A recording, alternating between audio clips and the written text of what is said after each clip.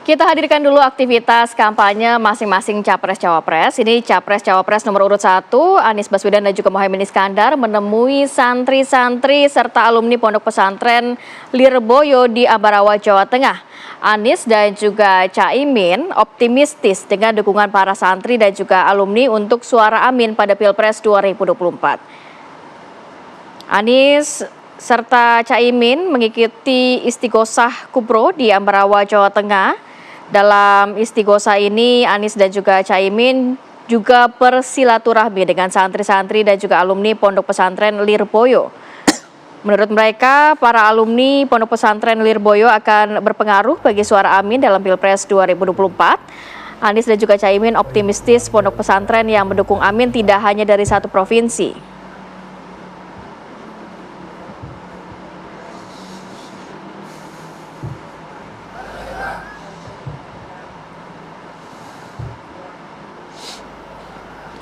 Ya, sementara itu kita juga hadirkan agenda kegiatan kampanye Prabowo Gibran ya. Kalau kita ketahui Gibran Rakabuming Raka ini melakukan kampanyenya di hari kedua di Manado, Sulawesi Utara.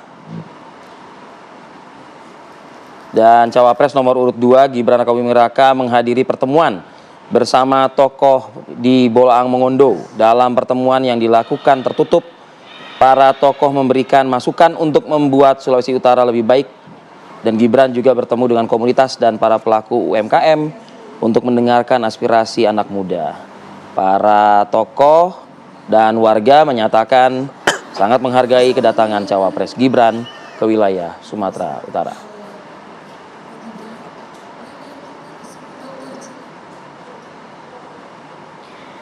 Sementara Capres nomor urut 3, Ganjar Pranowo ini melakukan belusukan ke Pasar Kliwon di Solo, Jawa Tengah. Ganjar juga meresmikan posko pemenangan Ganjar Mahfud MD di Kecamatan Pasar Kliwon. Capres nomor urut 3, Ganjar Pranowo melanjutkan belusukannya pada minggu keempat masa kampanye di Solo, Jawa Tengah. Kali ini ia belusukan ke Pasar Kliwon dan Ganjar juga menyapa serta berdiskusi dengan para pedagang. Salah satu penjual yang ditemui Ganjar ini menyampaikan aspirasi soal program KTP Sakti yang dimiliki oleh paslon nomor urut 3 ini.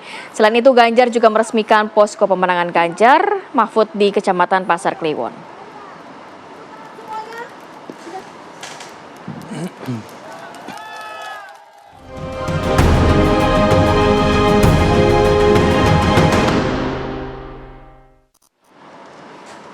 Oke, pagi ini ada yang WhatsApp ke saya. Apa isinya? Bertanya, apakah hari ini minyak goreng lagi murah ya? Karena apa-apa kok gampang banget digoreng-goreng. Itu nih. Terima kasih. Gorengan nggak sehat ya? Oke, tapi sebenarnya kita nanti kan menjelang debat Capres ya, yang kedua ya. Ya. Nah, Mas Nova, apa catatan mungkin? Karena kalau tadi kita melihat drone emprit dari rilisnya, masalah etika, adab, lalu juga harus lebih berani. Apalagi mungkin ya yang buat calon presiden kita nanti? Ya, kalau belajar kita lihat tengok kedua debat yang sudah berlangsung. Debat kedua ini saya kira lebih baik ya. Dari formatnya ada dibanding yang pertama. Dibanding yang pertama. Ada podium di depan itu jadi nggak awkward ya. Yang di depan itu nggak bingung gitu.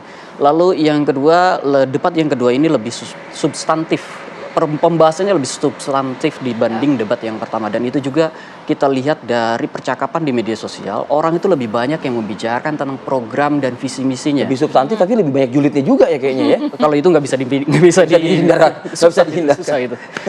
Dibanding debat pertama yang lebih banyak ngomongin tentang gimmick ya, dan itu sangat disayangkan. Yang kedua ini orang jadi kemudian lebih banyak masuk ke dalam dan mengeksplorasi apa saja sih program-program dan visi misi yang disampaikan. Itu lebih baik, saya kira itu lebih baiknya. Lalu yang ketiga, permasalahan terkait etika atau adab dalam, kalau saya sendiri, ini pandangan saya sendiri nih. Dalam debat harusnya semuanya equal. Jadi jangan sampai satu melihat satu kandidat dengan kandidat lainnya, jangan sampai ada ewuh pakai wuh kayak gitu.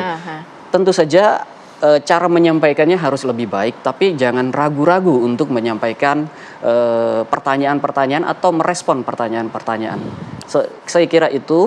Lalu yang paling akhir mungkin penting sekali untuk teman-teman pendukung capres dan cawapres agar mengerem nih, mengerem kalau bisa menyampaikan, bukan mengerem ya bahasanya, mungkin menyampaikan terus-terusan mengimbau agar jangan mengeluarkan hoax.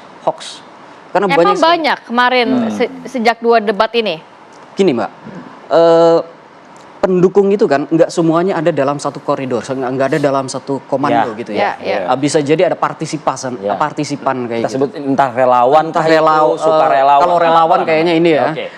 Nah, ada beberapa itu yang kemudian mengeluarkan hoax dan ini kayaknya agak-agak nggak ini nih dengan semangat demokrasi kita. Ya ini tugasnya mereka bertiga lah ya. Itulah saya sampaikan, menangkal, mencegah. jangan sampai lelah mengingatkan pendukungnya. Setuju itu. Oke. Iya, untuk itu, untuk janganlah bermain hoax. Karena ini nggak sehat untuk demokrasi kita. Ya. Oke, Mas Ibrahim. Mas Ibrahim.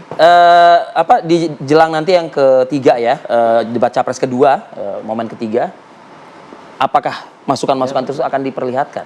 Ya, mulailah sekarang mungkin baca-baca singkatan-singkatan ini harus lebih banyak nih, gitu loh. ya sepakat ya. Kita sih tetap memegang prinsip untuk membawa gagasan, ideologi dan nilai ya untuk kebijakan-kebijakan. Jadi rasanya hal-hal seperti itu bisa kita jawab langsung nanti di saat debat, dan harapannya di saat diperbolehkan untuk membawa bahan-bahan tertentu, harapannya juga bahan-bahan itu bisa mendukung dari pertanyaan-pertanyaan yang ada. Jangan sampai bahan-bahan ini menjadi acuan dari menjatuhkan orang, dari merendahkan orang lain untuk berkomunikasi dan lain-lain. Dan kami juga berharap dengan adanya debat capres-cawapres ini jangan sampai bukan hanya relawan saja yang menyebarkan hoax, tapi pasti debat yang capres-cawapres juga dong jangan sampai memberikan data yang salah. Karena kalau memberikan data yang salah nanti yang relawan dan lain-lainnya masyarakat mendukung tentunya juga akan meneruskan dia kan. Iya, meneruskan dan akan membela secara, karena kan ya secara ini kan kalau kita bicara yang topik kemarin ya IKN kan, masalah IKN yang sudah masuk belum disampaikannya sudah, tapi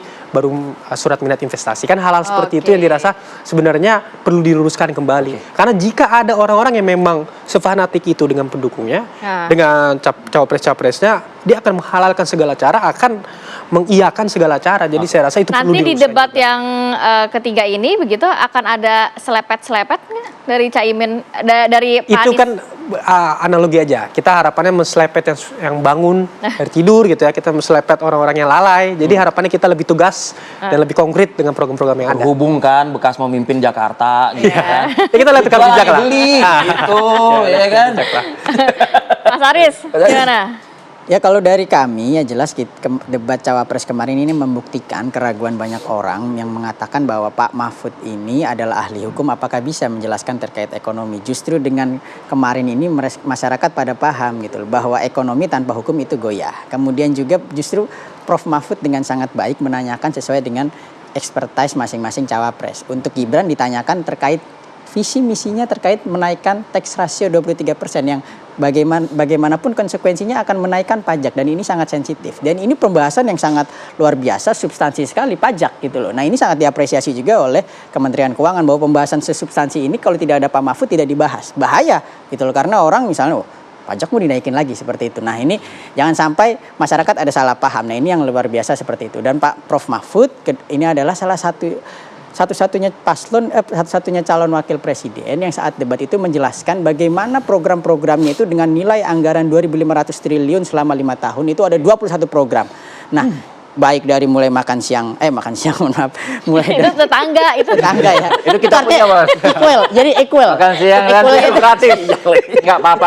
Iya, jadi makan ya enggak apa-apa. jangan dipromosi. Mulai dari makan siang gratis gini. Boleh dong. Programnya itu 500 triliun setara dengan satu makan gratis, setara dengan 21 program yang kita punya. Ini kan luar biasa, Pak. Maksudnya itu kalau ya. sebelah hanya satu makan siang gratis, kita dari 500 triliun itu punya 21 program gitu. Dan itu mencakup kesehatan, pendidikan dan kesehatan, pendidikan, ekonomi gitu. Nah, ini ke depan ini luar biasa, dan bahkan yang paling penting adalah dari semua proses pertumbuhan ekonomi, semua proses kesejahteraan masyarakat ini awalnya adalah komitmen untuk jujur, komitmen untuk memberantas korupsi. Karena ketika pemberantasan korupsi itu dilakukan, pemberantasan juga bisa ekonomi dibenahi. akan ditingkatkan. Selesai. Gaya Pak Mahfud itu. Bang Habib. Bang Habib terakhir Anda. Ya, yang jelas kalau kita lihat secara keseluruhan apa debat kemarin ya kan Mas Gibran menyampaikan optimisme ya. Hal-hal yang membuat kaum muda galau, masyarakat galau dijawab dengan jelas, dengan clear ya oleh Mas Gibran. Bagaimana IKN akan membawa efek positif yang luar biasa. Bagaimana Indonesia bisa menjadi raksasa energi hijau dunia ya. Bagaimana kita bisa menjadi ekonomi keempat terbesar di dunia. Itu narasi-narasi yang membawa optimisme. Ada beberapa hal kecil tadi yang disorot teman-teman drone emprit dan lain sebagainya sudah kita klarifikasi ya. Dan sudah kita sampaikan juga termasuk tuduhan-tuduhan kesalahan data. Ini kan soal persepsi. Ya. Kami tetap ya bahwa tidak ada data yang salah yang disampaikan Mas Gibran ya. Soal sudah adanya investment, ini memang sudah ada kok, sudah groundbreaking, sudah berkomitmen gitu kan, memang dananya belum turun mungkin, tapi kan sudah ada komitmen. Nah, itu kan soal persepsi dan soal optimis atau pesimis, ya kan? Ada misalnya pihak yang mengatakan setuju IKN, tapi nadanya sangat pesimis, ya kan? Kalau kami setuju IKN sebagai melanjutkan legasinya Pak Jokowi dengan sikap yang optimis. Nah, itu yang ditunjukkan. Nah, untuk debat besok ya kan, dan berikutnya masih ada 3 ya kalau nggak salah, 2 capres, 1 cawapres ya. Menurut kami ini kan negara demokrasi ya kan ya, kita selesaikan secara demokrasi. Apabila ada pihak-pihak yang tidak berkenan misalnya ya di debat ini nggak boleh ngomong hal yang dianggap dia karena tidak dipahami terlalu teknis ya kan, lalu nggak mampu menjelaskan, oh nggak boleh dong nanya yang seperti itu, ya silakan saja di-share. Nah, kemudian nggak boleh jalan-jalan meninggalkan podium, nggak boleh nyalamin pihak lawan debat. Disampaikan saja, nggak ada masalah. Oh nggak boleh. Nanti di panggung nyalimnya wapres lain nggak boleh. Ya silahkan saja. Kami paslon nomor urut 2 akan selalu tegak lurus pada aturan dan kesepakatan yang ada. Baik, artinya tidak ada yang dilanggar gitu. Selesai. Waktu habis Bang Habib, terima kasih banyak Bang Habib, Mas Aris, Mas Ibrahim, dan Terima kasih ya teman-teman semua. sudah hadir pada weekend kali ini. Terima kasih. Pada libur kali ini. Kalau tentara, ya kan? Pak Mahfud tentara Menhan kan? Selesai. Kalau pidato, selesai. Oke, terima kasih banyak. Semua koruptor ditangkap, Indonesia maju, selesai. Oke.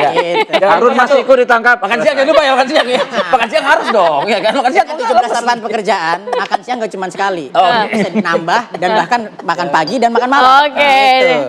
Oke, thank you semuanya. Bapak-bapak sudah hadir pada hari ini.